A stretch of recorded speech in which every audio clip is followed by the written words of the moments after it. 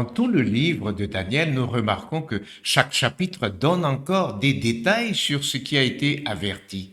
La dernière vision de Daniel 10, le verset 1, jusqu'à Daniel 12, le verset 4, contient des prophéties détaillées pour les événements futurs. Les prophéties commençaient à l'époque de Babylone dans Daniel 2 et Daniel 7 et continuaient à l'époque des Mèdes et des Perses dans Daniel 8, Daniel 10, Daniel 11 et Daniel 12. Nous notons que chaque vision se termine au sommet par l'établissement du royaume de Dieu. Chaque prophétie élargit la précédente prophétie. Daniel 7 élargit Daniel 2. Daniel 8 et 9 élargissent la prophétie de Daniel 7.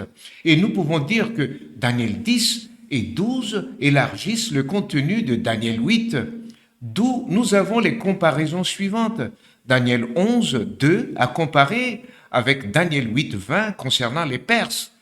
À comparer Daniel 11, le verset 2, à comparer avec Daniel 8, le verset 21, qui parle de la Grèce. Daniel 11, le verset 3, et Daniel 8, le verset 21, un roi apparut en Grèce, et la grande corne est le premier roi en Grèce, en l'occurrence Alexandre le Grand. Et dans Daniel 11, le verset 4, les 4 vents constituent la division de l'empire du grand roi.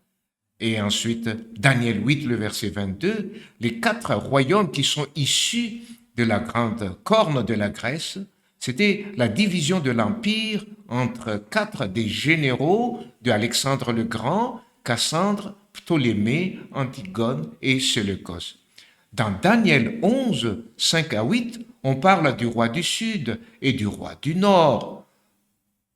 Le roi du Sud est représenté par les Ptolémées en Égypte. Et le roi du Nord est représenté par les Séleucides en Syrie.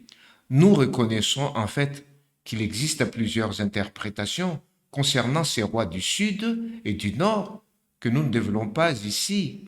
Mais, à notre humble avis, le roi du Sud, c'était les Ptolémées en Égypte et le roi du Nord, représenté par les Séleucides en Syrie.